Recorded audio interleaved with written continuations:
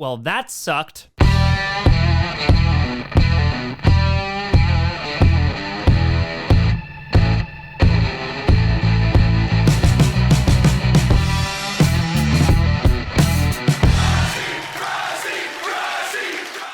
Grossi Posse Packer Nation. Welcome to an episode of Packcast, the podcast where you don't have to be a Packers fan, but it sure does help. I'm your host, C. This is how you catch things, Grossi, and today we are going to be breaking down the Green Bay Packers loss against the Detroit Lions with a score of 24-14 and frustration in this game completely. And I know that there are a lot of frustrated Packers fans out there, so kind of want to talk about this game as a whole.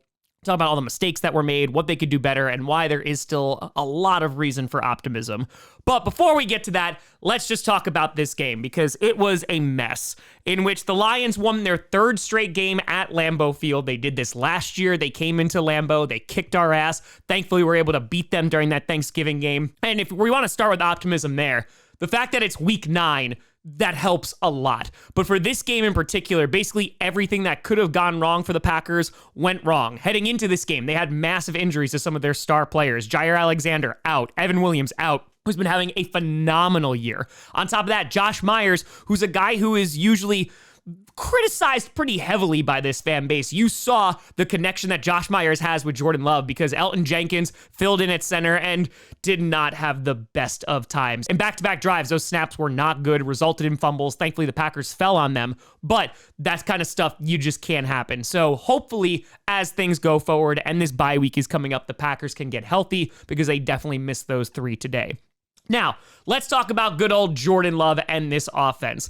Jordan Love, 23 for 39, 275 yards, and had a very costly interception that completely and totally flipped all the momentum. The Packers on their first drive used up half of the first quarter. They were running down the field, ultimately wound up settling for a field goal. And that's the first problem. The Packers did not capitalize on offense whatsoever. They had plenty of opportunities, but there was a number of reasons why they didn't capitalize. 1, it was raining. The weather wasn't so great. But 2, good God, those drops were horrific. And there were drops that resulted in missing out on touchdowns. So the offense just struggled all day and just could not get anything going. They punched it in at the end, near the end of the game, but at that point, it was too late.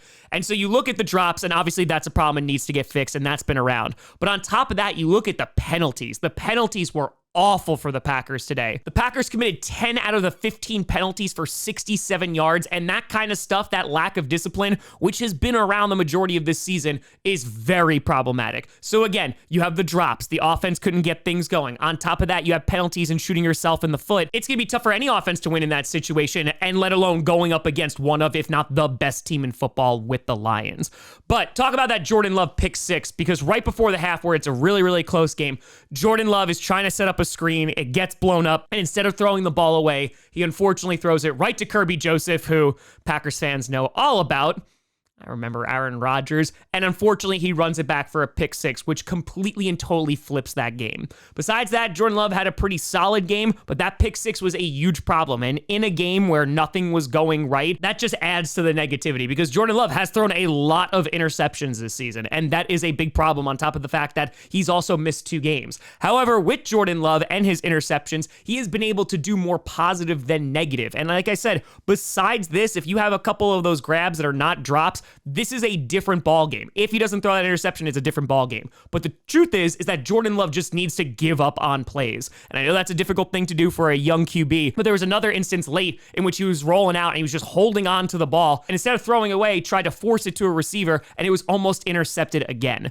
And this is the good and bad about Jordan Love. The good is that he can extend the plays just like Aaron Rodgers did. But the problem is that at times that winds up biting them. They could have the most miraculous catches and throws because he's extended the play, or he can have an interception because he's trying to force something that's not there. And that's something that you just got to hope he gets better with. This was a problem last year as well. And this is why also I have a little bit of room for optimism here, because not only is Jordan Love playing hurt, but we saw this already last season. During this kind of middle stretch, he was throwing a bunch of interceptions. They were game-sealing interceptions. But as time went on and as things got later into the season, he went on a run, and you just got to hope that Jordan Love can do that again. I know a lot of folks are looking at, hey, why didn't we start Malik Willis? Because Jordan Love is this team's best opportunity to win.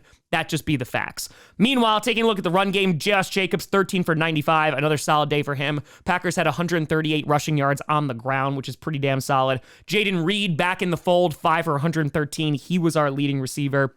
And then for the defense, while the Packers did get a sack, once again, there was very little pass rush on Jared Goff. I think that's probably the weakest part of our team right now, and that is very frustrating. I don't think they're going to make a move and go get a pass rusher within the next few days, but that is something that is very disappointing because, one, Rashawn Gary, you gave him all this money. You definitely want to see him do better, but it's also guys like Lucas Van Ness, who he spent a 13th overall pick on. He needs to play better as well. So you just got to hope as the season goes on, they can find their identity in the pass rush because it ain't here for right now. Meanwhile, for the Lions, a really efficient game once again for Jared Goff, 18 for 21, 125 yards and a touchdown. Monty and Gibbs had a great day. Monty over 70 yards, Gibbs over 60 yards, and also had a touchdown, had a total of 124 rushing yards.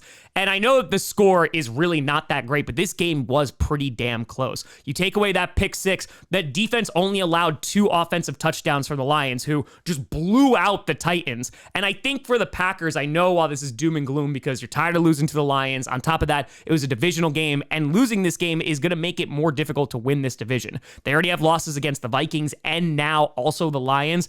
That's going to be tough down the stretch, especially when some of these divisional games start popping up like the Bears, Lions, Vikings once again. But overall, like I said, this was just an awful game for the Packers. The mistakes, the penalties, the interception, the drops, the injuries, all these things, and going up against a very damn good football team.